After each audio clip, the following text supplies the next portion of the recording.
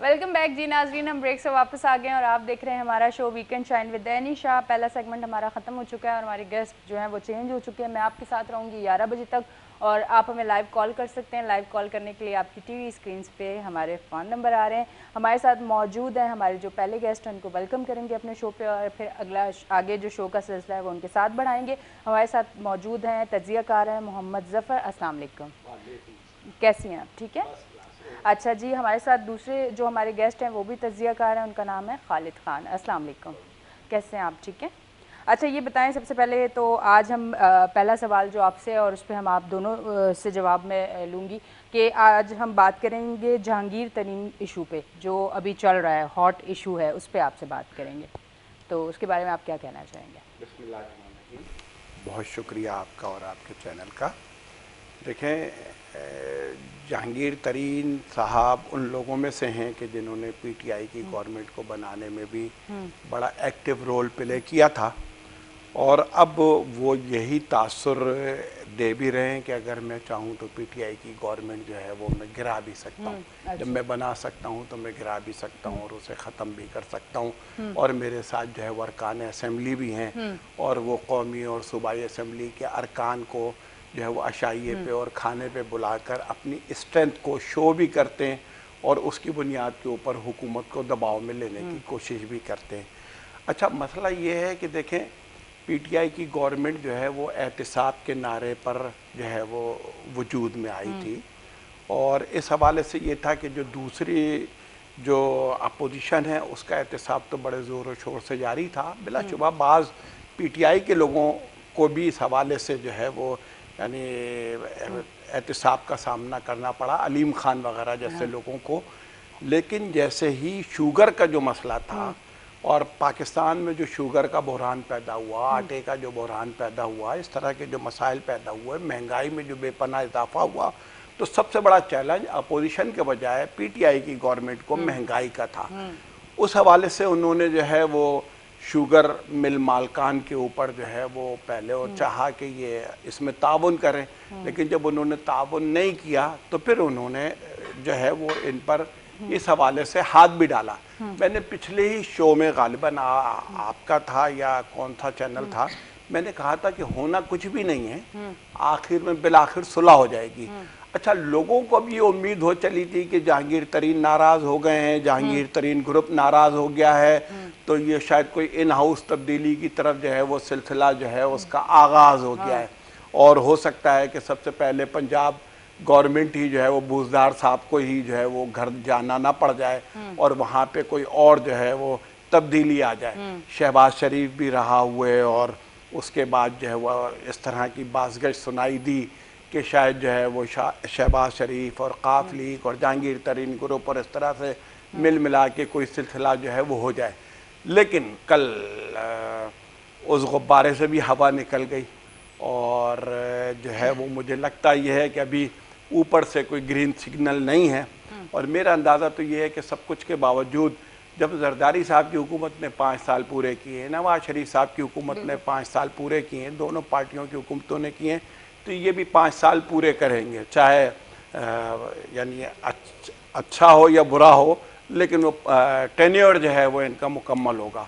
तो उस हवाले से शायद ग्रीन सिग्नल नहीं मिला, इसलिए कल वो बैठ के जो है वो बातचीत हो गई बुज़दार साहब से और इन्होंने ऐलान कर दिया कि हम कोई अलहदा ग्रुप नहीं बना रहे, अलहदा ग्रुप के लिए हम दरख्वास्त नहीं दे रहे और जो भी हमारे मामलात हैं उन पे बात हो गई है और इंटरनली हम पार्टी के अंदर इस मसले को हल करेंगे और ये करेंगे। तो अब ये तो वक्त बताएगा कि ये ऐसा ही होगा या इसके अंदर जो है वो, लेकिन एक सवालिया निशान तो पीटीआई के ऊपर भी आएगा ना कि भाई शक्कर जो है वो तो वो 100 रुपये से ऊपर ही चल रही है, वो तो नीचे नहीं आ सकी और इन लोगों को अगर इस हवाले से जो है वो रिलीफ मिलता है, मैंने पहले भी कहा था कि भाई आप अगर पीटीआई से इतनी मोहब्बत करते हैं, आपको अपने कारोबार से ज़्यादा अपनी पार्टी से मोहब्बत है, तो फिर इसमें आपको ताउन करना चाहिए था। जहां आप अरकान असम्बली को जो है वो यानी उनके साथ डील करते थे, उनको जो है वो करीब लाते थे, उनको पीटीआई में शामिल कराते थे, सपोर्ट दिलवाते थे, तो ऐसे शुगर मिल मालकान के साथ भी आप बैठकर बात करें और उन्हें बोले कि भाई नहीं, हमारी पार्टी को, हमारी हुकूमत को ज़रूरत है, इसमें ताउन आप करें।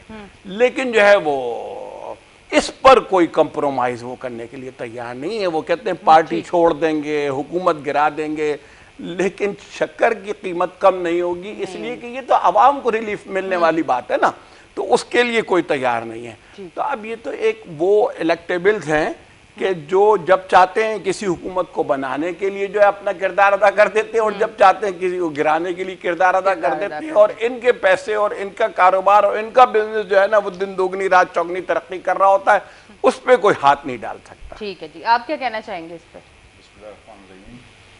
देखिए, इमरान खान की हुकूमत और इमरान खान को ये अंदाज़ा हो गया है कि जो टीम उनकी मौजूद है वो डिलीवर नहीं कर सकती, और वो अपनी टीम से बहुत मायूस हो चुके हैं। अब 2-2.5 साल रह गए हैं, यकीनन उनके लिए कोई ना कोई पैतरा तो बदलना है ना।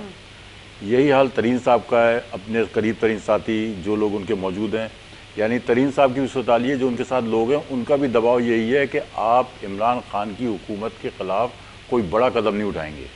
आप प्रेशर तो डालते रहे उनके ऊपर, लेकिन अदम एतमाद ये वो उसके अंदर कई लोग हैं जो बिल्कुल इसमें, और ये दबाव है उनके ऊपर। अब इस सूरत के अंदर इमरान खान के लिए बेहतर यही है कि वो जो भी हो रहा है, यानी अब फ़र्ज़ करें कि अभी जो एक और स्कैंडल आया उसके अंदर उन्होंने उठा के जो है जुल्फ़ी बुखारी साहब ने इस्तीफ़ा दिलवा दिया, तो बात ये है कि ये सारी चीज़ें इमरान खान को पता है, इमरान खान जानता है, इमरान खान को पता है कि कौन कौन करप्शन कर रहा है। अभी कुछ दिन पहले जो है कि इसका अपने मुबश्शिर लुकमान साहब एक चैनल के ऊपर कह रहे थे कि मैंने इमरान खान साहब से कहा है, 7-8 दफ़ा कहा है कि बुज़दार इतना जो है कि इसका करप्शन में मुलविस है कि 20,000 और 25,000 रुपये भी नहीं छोड़ रहा है। ये बुज़दार के लिए मतलब ये अल्फाज थे कि 20-25 हज़ार भी नहीं छोड़ रहा है। तो कहने का मकसद ये है कि सारे के सारे इस हमाम में नंगे हैं। अब इमरान खान के लिए बेहतर यही है कि वो घड़ी घड़ी एक बात कह रहा है कि मैं असम्बली तोड़ दूंगा, असम्बली तोड़ दूंगा, और जहां उसको इशारा मिला वो यकीनन अपने आप को पाक करने के लिए, उसको अपनी टीम से कोई मोहब्बत नहीं, कोई नहीं, और ना टीम को उससे कोई मोहब्बत है। ये सारे वो क्लब हैं, मुख्तलिफ क्लबों से निकल के एक क्लब बन गया, इस क्लब के अंदर वो दाखिल हो गए। अब जो हालात तब्दील हो रहे हैं उसको अंदाज़ा हो गया है कि मतलब ये है कि अब शायद इमरान खान की वो पोजीशन नहीं। इमरान खान अपने आप को, सबसे बड़ी उसकी कमज़ोरी यह है कि वो शिकस्त जो है ना, जो नाम आता है तो बिल्कुल पागल हो जाता है वो, जबकि इस टाइम उसकी अपने करतूत, उसकी अपनी पॉलिसी, उसके अपने मामलात इस हद तक जा चुके हैं, क्योंकि फ़हम और फरासत नाम की चीज़ें नहीं है मामलात के अंदर। यानी जितने इदारे जितने कर रहे हैं, शुगर का मामला हो गया, आटे का मामला हो गया, और दालों का मामला हुआ, और जितने तमाम इश्यूज़ आए आपके नाक के नीचे है ना, आपके अपनी पार्टी के लोग हैं जिन्होंने किया है। तरीन साहब का भी मसला ये है कि उनको मालूम है कि अगर असम्बली टूटती हैं तो आधे से ज़्यादा अफराद दोबारा मेंबर मुंतखब नहीं हो सकते। यानी उनके मुस्लिम लीग का मसला ये है कि वो पंजाब के अंदर तब्दीली नहीं चाह रही है असम्बली में। पीस पार्टी का मसला ये है कि वो मरकज़ के अंदर तब्दीली नहीं चाह रहे हैं, जैसा चल रहा है चलना दे रहे हैं। तो ये दोनों तकसीम है। तो इस टाइम इमरान खान को ख़तरा तो नहीं है कि कोई सूरत हाल बनेगी, लेकिन उसको जो ख़तरात ला के वो ये हैं कि उसकी टीम बिल्कुल नाकारा है, टीम किसी काम की नहीं है, हर जगह मतलब मसाइल ही पैदा किए हैं। बल्कि उनकी जो बॉडी लैंग्वेज है, जो उनकी मीडिया है, उसके अंदर भी आप देख लें 2-4 अफराद हैं जो मामला करते हैं, वो भी ऐसा करते हैं कि वो इमरान खान के लिए गले ही पड़ जाता है। तो मैं समझता हूँ कि शायद इमरान खान को ख़तरा तो कभी कुछ नहीं है इन लोगों से, तरीन वगैरह से, इसलिए कि बुनियादी तौर पर जो लोग उनके साथ हैं वो बुज़दिल लोग हैं, दोबारा मुंतखब नहीं हो सकते हैं, 2-4 जो हैं रवायती वो हो सकता हो जाए। तो इस लिहाज से ये है कि वो बस यही खेलते रहेंगे। वो अब बजट का मामला आ रहा है, इसके अंदर थ्रेड करेंगे, और कर दिया उन्होंने। पंजाब असम्बली के अंदर उधर थ्रेड कर दिया, वहाँ पे नाकामी इसलिए हो रही है कि मुस्लिम लीग तब्दीली नहीं चाह रही है। तो इस लिहाज से नाकामियाँ और कामयाबियाँ दोनों तरफ एक ऐसा है। इसमें क्या हो रहा है सबसे बड़ा नुकसान कि लोगों को जो महंगाई हो रही है, जो लोग करने वाले हैं, ब्यूरोक्रेसी अपना गेम खेल रही है, वो हावी हो चुकी है, वो इतनी हावी हो गई है 6 महीने 8 महीने 1 साल के बाद फिर कोई काम नहीं होगा, फिर इलेक्शन की तैयारी होगी। यानी बहुत ज़्यादा 1 साल जो आएगा इसके अंदर इलेक्शन की तैयारी होगी, सब इलेक्शन में कूदेंगे, फिर कोई डिलीवर नहीं कर सकता। और यही परेशानी इमरान खान को है, या यही परेशानी उन लोगों को है जो इनको लेके आए हैं। तो अब आगे जाके तरीन साहब का क्या होगा, मैं समझता हूँ कि वो कोई अदम एतमाद ये इसमें तो पढ़ेंगे नहीं, वो उनको पता है कि इसका अंजाम क्या होगा। तो ये हाल है तरीन साहब की और इमरान खान साहब की कि सब अपने अपने अपोजिशन समेत हुकूमत और जितने लोग हैं अपनी अपनी जगहों के अंदर जो है गेम खेल रहे हैं। और एक जिसे कहते हैं ना कि कोई कानून नाम की और कोई पार्टी के फैसलों पर अमल दरामद की कोई चीज़ मौजूद ही नहीं है। ठीक है। अच्छा, एक चीज़ और कि ये सारे चेहरे तो वो चेहरे हैं जो आपने पहले देखे में कि जगह बदली है सिर्फ ना, तो उन्हीं चेहरों को फिर अपने करीब करना, उनको वो जगह देना, उनको वो रुतबे देना, हम तो आजमा चुके थे, आप भी आजमा चुके थे, आपको पता था कि ये दूसरी जगहों पे भी इन्होंने क्या काम किए, कितने करप्ट लोग हैं, इन्होंने वहाँ क्या किया तो यहाँ क्या करेंगे, क्योंकि इंसान की फितरत तो बदलती नहीं है। फिर उनको क्यों ऐड किया गया? जब एक हमने जो स्टार्ट हम लोगों ने सुना कि जो है वो पाकिस्तान जो है तरक्की की तरफ जाएगा, करप्शन नहीं होगी, ये नहीं होगा, वो नहीं होगा। जब करप्ट लोग वहाँ के यहाँ आएंगे तो फिर करप्शन कैसे नहीं होगी? जो मैं इलेक्टेबल्स की बात कर रहा था कि ये वो लोग हैं कि जो इस हुकूमत को ये देखते हैं कि जिस पार्टी को देखते हैं कि उसकी हुकूमत बनने जा रही है, इशारे पे ये वहाँ शामिल हो जाते हैं और फिर वहाँ जाकर अपना वही सारा सिलसिला शुरू कर देते हैं। ये स्टेटस को बरकरार रखने वाले लोग हैं, ये स्टेटस को तोड़ने वाले लोग नहीं हैं, ये आजमाए हुए लोग हैं। अच्छा, हो क्या रहा है? हो ये रहा है कि कुछ अरसा गुजरने के बाद इमरान खान साहब और उनकी हुकूमत वो सियासी शहीद बनने की कोशिश करेगी, यही असेंबलियाँ वगैरह तोड़ के। लेकिन जो दूसरी बड़ी पार्टियाँ हैं, जैसे अभी हमारे दोस्त खालिद साहब कह भी रहे थे ना कि वो जो है वो मुस्लिम लीग नून नहीं चाहती कि पंजाब गवर्नमेंट जो है वो गिरे। इस वक्त जो मुल्क की जो माशी जो सूरत हाल है, जो इक़्तिसादी जो हालात हैं, उसके अंदर कोई बड़ी पार्टी या कोई दूसरी पार्टी ये नहीं चाहती कि हम जो है वो साल 6 महीने के लिए ये तौक जो है वो अपने गले में डाल लें और इलेक्शन के वक्त जो है वो हम भी कटहरे में खड़े हो जाएं। इसलिए वो ये चाहते हैं कि भाई अब अपनी टर्म पूरी करो और उसके बाद जो है वो चलते बनो ना। अच्छा, डील सब चाहते हैं कि भाई हमें भी नहीं छेड़ो, हाँ, और हम भी तुम्हें ना छेड़ें, हाँ, हम भी तुम्हें ना छेड़ें। तो इस तरह के मामला जो है ना, उसके ऊपर तो ये सारा सिलसिला चल रहा है इस वक्त जो है ना। तो ये मुकमुका है सबका और जो है ना सबके मफादात हैं, जिसकी बुनियाद पर सब एक दूसरे को जो है वो दबाव भी दे रहे होते हैं और अंडर हैंड डील भी करना चाहते हैं। और मामलात को जो है वो इसी तरीके से जो है वो ये जो अंदाज़ा है मेरा, इसी तरीके से चलेंगे भी। इनमें कोई बड़ी तब्दीली नहीं होगी, ना जहांगीर तरीन साहब जेल जाएंगे, ना इमरान खान साहब की हुकूमत अभी फ़िलहाल ख़त्म होगी ना।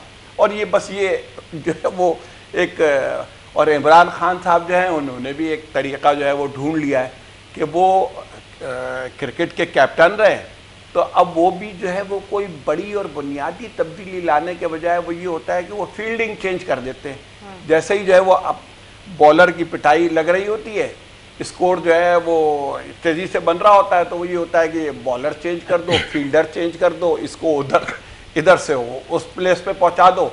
यही हो रहा है। यानी आप देखें ना कि कोई नया चेहरा, वो जो बिल्कुल आपकी बात है, आपका जो सवाल है उसका जवाब ये है कि कोई नया चेहरा, कोई ऐसे लोग कि जो वाक़तन डिलीवर करने की सलाहियत रखते हों, अहल हों, एबिलिटी हो उनके अंदर, उस फील्ड के हवाले से जो है कोई चीज़ हो। अभी तक आप देखें कि जो ख़जाने के जो है वो 3 वज़ीर जो है वो तब्दील किए जा चुके हैं। हाँ, अच्छा, अब शौकत तरीन साहब आए, उन्होंने आने के बाद बयानात तो बहुत अच्छे दिए हैं। आप देखिए, असद उमर ने शुरू में ही कहा था कि IMF के पास हमें नहीं जाना, तो जो इनके ओपनर प्लेयर थे उनको इन्होंने खुद ही जो है वो जो है उनकी छुट्टी कर दी कि नहीं जी, ये आपने क्या बात की। इलेक्शन से पहले कहते थे कि साहब हम IMF के पास नहीं जाएंगे, खुदकशी के मुतरादिफ होगा ये अमल, और उसके बाद उन्होंने उसके लिए असद उमर की कुर्बानी दे दी। लेकिन फिर वक्त ने साबित किया कि वो फैसला दुरुस्त था और IMF ही की वजह से फिर इस मुल्क के अंदर इतना बड़ा यानी बहरान आया कि अब शौकत तरीन साहब जो आए हैं तो उन्होंने इस बात को एडमिट किया, एक्सेप्ट किया। उन्होंने कहा कि IMF की शराइत बहुत सख्त है, उसकी बुनियाद के ऊपर हम कोई रिलीफ नहीं दे सकते, हम मामलात को अच्छे अंदाज से नहीं चला सकते। IMF को बैठ कर असर नौ जो है यानी मामलात पे जो है वो बात करनी चाहिए और हम इसके ऊपर बात करेंगे। और इसको सबने अप्रिशिएट भी किया। अल्लाह करे ऐसा हो, अगर ऐसा होता है तो ये बहुत जो है वो ज़रूरत होगी। आप देखें ना कि यहाँ पर तो हफीज़ शेख साहब के दौर में जो हफीज़ शेख के ख़िलाफ़ जो रिएक्शन था वो किस बुनियाद पे था? वो यही था जब ये जो उन्हें जो यानी IMF का दबाव था कि इनको तो इलेक्ट करा के और इनको जो मुकम्मल वजीर ख़जाना बनाओ ताकि ये आखिर तक चलते रहें। लेकिन अरकान असेंबली तक के अंदर इतना रिएक्शन था कि खुद PTI के लोगों ने वोट जो है वो ज़ाया कर दिए, वोट ज़ाया किए और हफीज़ शेख साहब हार गए और वो घर चले गए। वरना वो तो हर शर्त को, चाहे वो मुल्क के मफाद में हो या ना हो, कौम के मफाद में हो या ना हो, उन्होंने हर शर्त को एज इट इज़ कबूल करके और इस मुल्क के लोगों के ऊपर मुसल्लत करना शुरू कर दिया था, जिसके नतीजे में ऐसा महंगाई का तूफ़ान आया है कि जो पहले कभी नहीं आया। और उसके नतीजे में आवाम की चीखें निकल गईं। आवाम जो बड़ी उससे उम्मीदों और आसरे के साथ तब्दीली लेकर आई थी, उसी आवाम को जो है फिर यानी इतनी उसकी चीखें निकली कि आप देखें कि ज़मीनी इलेक्शन जो होता है उसके अंदर अक्सर और बेशतर हमारे मुल्क की तो ये रवायत थी कि उसमें बरसर-ए-इक़्तिदार पार्टी जीता करती थी, लेकिन पहली मरतबा ये हुआ कि उनको कोई सीट नहीं मिली। हाँ, और सारी की सारी सीटें जो है वो अपोजिशन को मिली, इसलिए कि वो इसी महंगाई का रिएक्शन था। अब टाइम कम है, अब जो है बहुत मुख्तसर वक्त है, इसके अंदर जो है इनको हंगामी और जंगी बुनियाद पर फैसले करने होंगे, आवाम को रिलीफ देना होगा और इस महंगाई को कंट्रोल करना होगा। एहतिसाब के नारे को हकीकत में अमली जामा पहनाना होगा, चाहे अपोजिशन के लोग हों या हिज़्ब इक़्तिदार के लोग हों, इनकी अपनी पार्टी के लोग हैं, कितनी मजबूत हों, कितनी बड़ी माफिया हो, उसके ऊपर जो है वो हाथ डालना होगा, साबित करना होगा कि इस मामले में कोई तखसीस नहीं है। तो तब तो जाकर मुल्क की कोई जो है वो तकदीर जो है किसी हद तक बदलने के इम्कानात हैं। अदरवाइज़ जो है वो तो फिर बस यानी मामलात ऐसे ही परनाला वैसे ही अपनी जगह पे गिरेगा और वैसे ही मामलात चलते रहेंगे जैसे ये 70 साल से चल रहे हैं और मुल्क में कोई तब्दीली नहीं आएगी। तब्दीली का नारा भी जो है ना वो एक शराब और एक फराड जो है वो साबित होगा। ठीक है जी। अच्छा, मुझे ये बताएं, आपको आगे क्या नज़र आता है? आया ये महंगाई कम होगी? आया कुछ पाकिस्तान में कुछ अच्छा नज़र आएगा? आपको आगे कुछ इस तरह का नज़र आ रहा है या आगे आपको नज़र आ रहा है कि और मुश्किलात बढ़ेंगी? देखें, एक तो इमरान खान की जहाँ अपने पार्टी क्राइसिस हैं, पार्टी के मसाइल हैं, फिर उनकी अपनी खुद भी फैसले हैं ज़ाती तौर से, वो उनकी रुकावट हैं।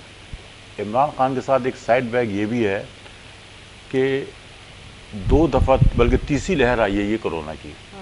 अच्छा, इसने तो पूरी दुनिया को हिला दिया ना, यानी पूरी दुनिया को हिला के रख दिया। अच्छे अच्छे ममालिक जो हैं वो मतलब ढेर हो गए हैं। तो इस लिहाज से देखा जाए तो ये इमरान खान के साथ एक बहुत बड़ा वो है। अब ये कोरोना एक मुस्तकिल बीमारी बन चुकी है और मुझे ये लगता है कि ये शायद सालाना हमारा एक एजेंडा है और एक सालाना प्रोग्राम है कि वो 1-2 महीने 3 महीने जो है ना ये हमारे कोरोना चलता रहेगा। और है भी, हकीकत भी है, मतलब उससे इनकार नहीं है। इसने भी मुल्क की मैशियत को नुकसान पहुँचाया है, बेरोज़गारी की है, लाखों मजदूर बेरोज़गार हुए हैं। वो जो 1 करोड़ लोगों को जो है कि इसका 50 लाख लोगों को रोज़गार देना चाहते थे, तो वो रोज़गार जो है कि इसका तो अलहदा है, लेकिन उसके अलावा लाखों अफराद वैसे ही जो है बेरोज़गार हो गए हैं। इस सूरत-ए-हाल के अंदर सर्वाइव करने के लिए तो मैं समझता हूँ कि शायद इस टीम में तो सलाहियत नहीं है कि वो उसको कर सके। वो दूसरी बात ये कि जो महंगाई है, महंगाई के लिए अब भी शौकत तरीन साहब चीख रहे हैं ना, यानी हम इस मुल्क में ये हुआ है कि जो महंगाई एक मुकाम पे चली गई है कभी बैक नहीं हुई है, वो कभी नहीं हुई है। सीज़न के लिहाज से आप बोलते हैं टमाटर सस्ते हो गए, आप आम दिनों में देख लें, जब सीज़न आता है वो टमाटर जो 40 रुपये होता है वो जो 10 रुपये 15 रुपये ये किलो बिकने लगते हैं जब एक शुरू होता है। मिर्चें, धनिया, ये सारी सीज़न के लिहाज से खुद कम हो जाती हैं, खुद ही मतलब ज़्यादा हो जाती हैं। तो इसका कोई अमल दखल नहीं है हुकूमत की पॉलिसियों से। तो मैं समझता हूँ कि शायद महंगाई के अंदर कोई तवक्को नहीं है कि मतलब कोई नीचे आएगा मामला, और ना ही जो है कि इसका इसमें वो है कि कोई बेहतरी आएगी। महंगाई ज़्यादा हो सकती है। अच्छा, महंगाई को कम करने के लिए देखें, एक तो फेडरल गवर्नमेंट का हाथ है ना कि फेडरल गवर्नमेंट जो है उसको कंट्रोल करे, लेकिन अब तो सूबों का भी तो किरदार है उसके अंदर। मतलब महंगाई जो है उसको कम करने में सिर्फ यही नहीं कि इमरान खान का हाथ है, उसके अंदर सूबाई गवर्नमेंट भी है। अब कराची है, यहाँ पे दूध महंगा होता है, यहाँ पे सब्जियाँ महंगी होती हैं, यहाँ पे दूसरी चीज़ें जो महंगी होती हैं उसका कौन जिम्मेदार है? उसका कोई मतलब ऐसा नहीं है कि एक ही को आप इल्ज़ाम लगा देंगे जी ये है, उनकी तो अपनी तंजीम है। लेकिन पीस पार्टी की अपनी तंजीम है, पीस पार्टी का अपना एक सिस्टम है, पीस पार्टी एक पुरानी तंजीम है। वो चाहे तो मतलब बहुत सी चीज़ों को कंट्रोल कर सकती है, लेकिन वो भी उस पर कंट्रोल नहीं कर पा रही। वो भी जो है कि इसका या तो खेल रही है, वो भी जो भी मामला हुआ उठा के डाल दिया। अब गेहूँ का मसला अगर आता है तो भाई गेहूँ की जहाँ जिम्मेदारी फेडरल गवर्नमेंट की है, वहाँ सिंध के पास भी तो गेहूँ है, वो भी तो मतलब यहाँ पे जो ब्लैक मेलिंग की जो यानी गेहूँ पंजाब से ज़्यादा यहाँ पर, जबकि पैदा सिंध ज़्यादा करता है। तो इस लिहाज से देखा जाए कि ये कशमकश जो सियासी कशमकश है, इससे जो नुकसान हो रहा है वो आवाम को हो रहा है। और मैं नहीं समझता कि इसके अंदर कोई ठहराव आएगा या इसके अंदर बेहतरी आएगी। बस एक यही चीज़ है कि अगर इस सिलसिले में कुछ मामलात के अंदर अपोजिशन कुछ चीज़ों के बारे में जो है कि इसका बैठ के अगर मामला तय करते हैं तो शायद कोई बेहतरी आ सकती है।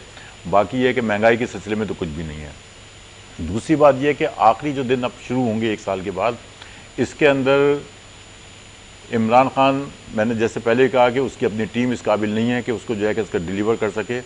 कोई मौज़ई हो जाए तो हो जाए, या IMF से अगर कोई शराइत ये मनवाने में कामयाब होगा। इतनी कहते हैं इतनी सख्त शराइतें हैं कि मतलब इमरान खान तो पति, उसको तो कुछ मालूम ही नहीं ना, जो उन शराइत के ऊपर अमल करने में ये महंगाई और जाएगी जो उन्होंने तहरीरी तौर से लिख के दिए हुए हैं, उस माहदे किए हुए हैं उसके अंदर कि ये महंगाई इस पे जाएगी, इस पे जाएगी। और उसमें सूरत हाल यह है कि हुकूमत जो है उसको जो मुशीर मिले हुए हैं, अल्लाह करे कि शौकत तरीन साहब जो कह रहे हैं अगर वो करते हैं तो हो सकता है कि ठहराव आ जाए महंगाई में, यानी जो महंगाई जिस मुकाम पे पहुंच गई उसमें ठहराव हो जाए। दूसरी चीज़ ये है कि अभी इनके लिए और क्राइसिस आएगा। जून का महीना आ रहा है, जून में जो है सरकारी मुलाजमीन तनख्वाहों के लिए चीखेंगे, यानी कम से कम तनख्वाह। सिंध गवर्नमेंट ने पिछले साल ये कहा था कि हम जो है कि इसको कर देंगे, एम्प्लॉयर से इनसे बैठ के बात करके हम कर देंगे, लेकिन अब अभी किया है इन्होंने जनरली 6 महीने वो करने के बाद अभी इन्होंने 19,000 का निकाला है लेटर। इसी तरीके से इसका मतलब 6 महीने ये हो गए। अब जून के महीने में फिर सरकारी मुलाजिम भी, प्राइवेट भी, मिनिमम वेजेस के लिए भी ये जो एक तूफ़ान आएगा, ये सारी चीज़ें इस मुल्क के लिए, इस मुल्क की मैशत के लिए नुकसानदेह भी हैं। लेकिन जब एक आदमी भूखा मरेगा तो वो सारी चीज़ें करेगा। तो मैं समझता हूँ कि शायद आने वाले हालात तो मुझे तो बहुत ख़तरनाक दिख रहे हैं, इस लिहाज से कि लोगों के अंदर जो गुर्बत है, लोगों के अंदर जो ज़ब्त करने की सलाहियत है वो टूटती जा रही है। और इस सूरत हाल के अंदर जून के बाद जहाँ और बहुत सी तब्दीलियों का मामला है, वहाँ मैं समझता हूँ कि इस महंगाई के ख़िलाफ़, तनख्वाहों के ख़िलाफ़ यकीनन लोग सड़कों पर आएंगे।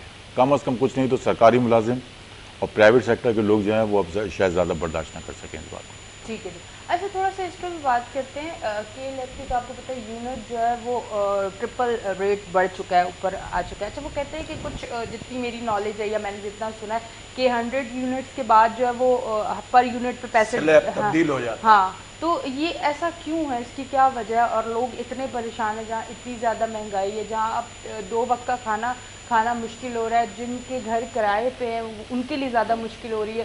कोरोना की वजह से लोगों के कारोबार ख़त्म हो गए, तो बहुत सारे लोगों की जॉब भी ख़त्म हो गई इसकी वजह से। तो अब ये जो साथ ये वाला एक इतना बड़ा इशू है कि इतना, एक तो यूनिट महंगा और उसके बाद 100 यूनिट के बाद ये वाली चीज़ें शुरू हो जाती हैं। तो इस पर कोई क्यों नहीं बात करता, या इस पर एक्शन क्यों नहीं लिया जाता, या दूसरी कंपनीज़ को क्यों नहीं इजाज़त दी जाती कि वो सिर्फ एक के इलेक्ट्रिक है हमारे पास, क्यों नहीं इजाज़त दी जाती कि अच्छे पैकेज में या अच्छे यूनिट पे या इस पे अच्छी पॉलिसी के साथ उनके साथ भी काम किया जाए? बहुत सही इशू उठाया आपने और इसके ऊपर बात की है। देखें, इस कोरोना की वजह से और इस महंगाई की वजह से इस मुल्क से 30 लाख मजदूर बेरोज़गार हुए हैं और मुलाजमीन जो है वो निकाले गए। स्टील मिल, PIA और प्राइवेट इदारे और फैक्ट्रियाँ और मिल और तमाम जो भी इस तरह से, यानी 30 लाख के करीब जो है वो एक है फिगर के लोग बेरोज़गार हुए।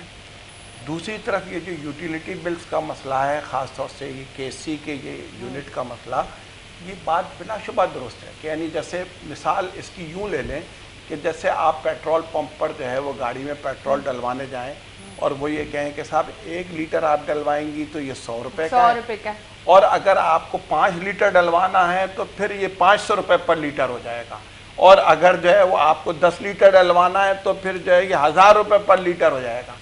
यानी ये तो एक लूट मार है, कुछ भी नहीं है, इसकी कोई जस्टिफिकेशन नहीं है। तो और हुकूमत को और अवामी नुमाइंदों को इसके ऊपर एक्शन लेना चाहिए। ये जो अवामी नुमाइंदे हैं ये किस मर्ज की दवा है, इनको क्यों इलेक्ट करते हैं हम, इनके लिए क्यों जिंदाबाद और मुर्दाबाद कर रहे होते हैं? इसीलिए करते हैं ना कि भाई हमारे मसाइल जो है वहाँ असम्बली में उठाएंगे, ये ऐवानों में उठाएंगे, इन मसलों को हल कराएंगे, लोगों को रिलीफ दिलाएंगे, रिलैक्स दिलाएंगे, लेकिन इनकी तरफ से इस तरह की कोई बात नहीं हो रही होती। मैं इसके साथ भी बात करूं, एक तो ये वाक़तन ये बिल्कुल ऐसी बात है कि इसके ऊपर यहाँ की पार्टियों को बात करनी चाहिए और इस मसले को हल करना चाहिए, और इसके अंदर ये लूटमार के अलावा इसकी कोई हैसियत नहीं है। दूसरी तरफ आप ये देखें कि कराची में जो साबका बारिशें हुई थी, जो अब फिर बारिश का सीज़न आने जा रहा है, गर्मियाँ आ गई हैं, जो सूबाई हुकूमत की तरफ से 800 अरब रुपए के पैकेज का ऐलान किया गया था, वफाकी हुकूमत की तरफ से 1100-1200 अरब रुपए के पैकेज का ऐलान किया गया था, और आज आप ये देखें इस पूरे शहर की क्या सूरत हाल है कि कोई रोड के ऊपर एक छोटा सा पैच लगाने वाला कोई नहीं है।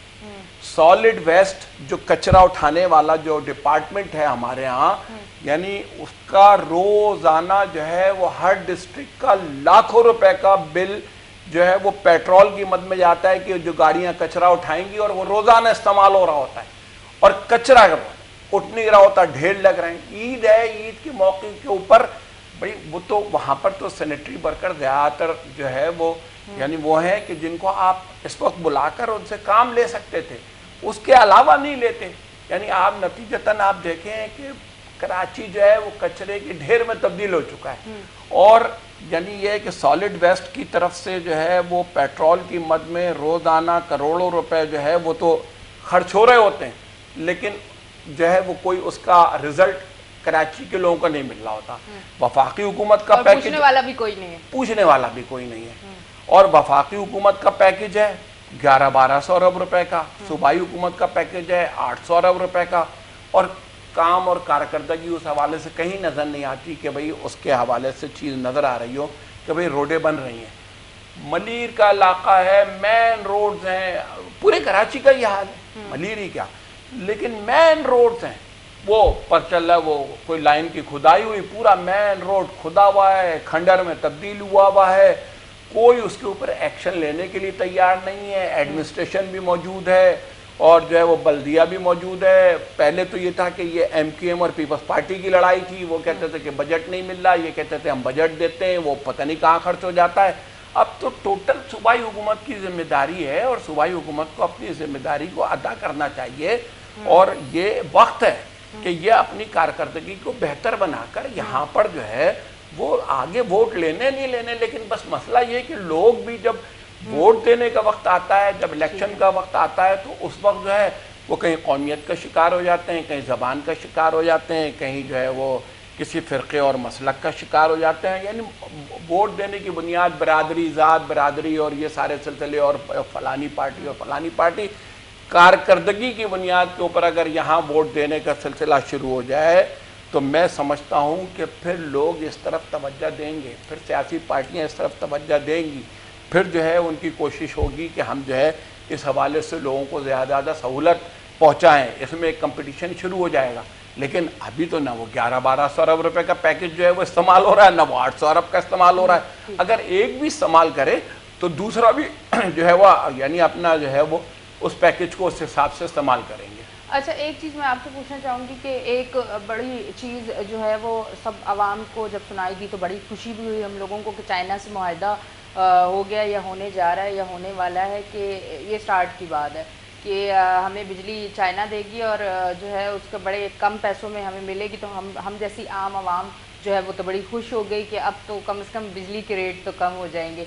तो ये एक चीज़ सुनी और उसके बाद अब तो कहीं सुनी नहीं जा रही, और अब तो शायद हम भूल गए कि कुछ ऐसा कुछ होगा। ऐसा कुछ आपने सुना था? देखिए, मैं आपको एक बताऊं, ये केई के हवाले से भी, और जो प्राइवेट जितनी भी कंपनीज आती हैं, बात ये कि हमारे जो हुक्मरान तबका है ना, वो सरमायाकार आए। जब ये इन्होंने एक वावेला मचाया हुआ सरमायाकार आए, तो उनको जो रियायत देते हैं उसके अंदर जो वो माहदे होते हैं ना, वो हैं असल में अहम चीज़ कि आप उनके साथ माहदे क्या कर रहे हैं। चाइनीज़ कंपनी हो, मिस्री कंपनीज हो, आपके जो है इसका या दूसरी और जो भी दोए की जितनी कंपनीज हैं, हमारे माहदे जो हैं वो माहदे बताते हैं। आपने कई के साथ जो माहदा किया वो अमल कर रहे हैं उसके ऊपर।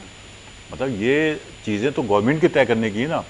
चाइनीज़ की भी सूरत ये है कि जब आप उनके साथ माहदा करते हैं तो आप ये देख रहे हैं कि जिन जिन जगहों पे चाइनीज़ हैं, चाहे पोर्ट आप देख रहे हैं पूरा पोर्ट इनके पास है, ठीक है ना जी, चाहे वो KPT हो या पोर्ट कासिम हो, कुछ भी हो, लेकिन वहाँ पे जाके देख लें आपकी क्या सूरत हाल है। इसी तरीके से अब ये कि जो एक आपके जो है इसका ये सीमेंस वालों की एक कंपनी अलहदा हुई थी, वैलिडिस, वहाँ पे आए मिस्री, 300 मुलाजिम में से 200 मुलाजिम को उन्होंने निकाल बाहर किया है और कहा कि जी हम ये सिर्फ 25 अफराद से काम लेंगे। अच्छा, होता यह है कि इन सब के मायदे पाकिस्तान और इन कंपनीज का मामला नहीं है, ये ILO का है, इंटरनेशनल लेबर ऑर्गेनाइजेशन जो है उसके जो रेगुलेशन है उसके मुताबिक मायदे होते हैं मुलाजमीन के भी और तमाम के भी। इन गवर्नमेंट ने उन मुलाजमीन को तो आप छोड़ें, जो अपने अंदर मायदे किए हुए हैं उसके अंदर इतनी रियायतें दी हुई हैं कि वो जिसे कहते हैं ना कि दीदा दिलेरी के साथ मामला करते हैं। अच्छा, चाइनीज़ का भी मामला ये है कि वो भी देखते हैं क्या है। अच्छा, फिर इसमें जो हुआ था, जो बिजली का मामला हुआ है, इसके अंदर भी एक तरफ इनसे मामला करते हैं, फिर हम ये बना रहे हैं, ये बना रहे हैं, वो करप्शन है, ये है, फला है। आप पेमेंट तो करेंगे ना उनको, वो ऐसे थोड़ी कि फ्री की आगे यहाँ पे शुरू कर देंगे काम। तो बात ये कि हमारी गवर्नमेंट, हमारे इदारे मुखलिस नहीं है, हमारी ब्यूरोक्रेसी मुखलिस नहीं है कि इन तमाम मामला को। ये वेस्ट में इसका जो था, ये भी माहिदे हुए थे, क्या हुआ? आज डब्बे नज़र आ रहे हैं, बाकी तो कुछ नज़र नहीं आ रहा मुझे। कोई मतलब पूरे कराची के अंदर जो है कि इसके डब्बे नज़र आएंगे, बाकी तो सिस्टम कुछ नहीं है। उसके अंदर भी इख्तलाफात, जिस जगह पे जो है कि इसका मुत्तहदा के लोग थे उन्होंने किया नहीं, जिस जगह पे पीस पार्टी के थे उन्होंने काम कर लिया, वो भी मतलब ये है कि करप्शन और उसके अंदर डूब के वो सारी चीज़ें ख़त्म हो गई। तो बात ये है कि गवर्नमेंट का काम है, आप कंपनीज़ को भी पेमेंट करेंगे, उनसे माहदे करेंगे। यही हाल चाइना के साथ हुआ है कि मतलब जब चाइना पीछे हटता है तो इसका मतलब ये है कि जो माहदे आप कर रहे हैं उन माहदों के अंदर आप भी मुखलिस नहीं है तो वो भी मुखलिस नहीं होंगे, वो कोई अपना नुकसान थोड़ी करेंगे उसमें। ओके जी, असल में हमारे शो का टाइम क्योंकि हो गया बिल्कुल एंड पे, 1 मिनट रह गया, जाते जाते बहुत चंद अल्फाजों में क्या मैसेज देना चाहेंगे? देखिए, मैं तो ये कहता हूँ कि चाहे सियासी पार्टियाँ हों या हुक्मरान हों, वफाकी हों या सूबाई हों, उनको अपना किरदार अदा करना चाहिए। आवाम को सहूलत फराहम करनी चाहिए। ये कि इलेक्ट्रिक के हवाले से आपने जिस बिल की तरफ स्लैब की निशानदेही की है, ये सिलसिला नेपरा को इसका नोटिस लेना चाहिए।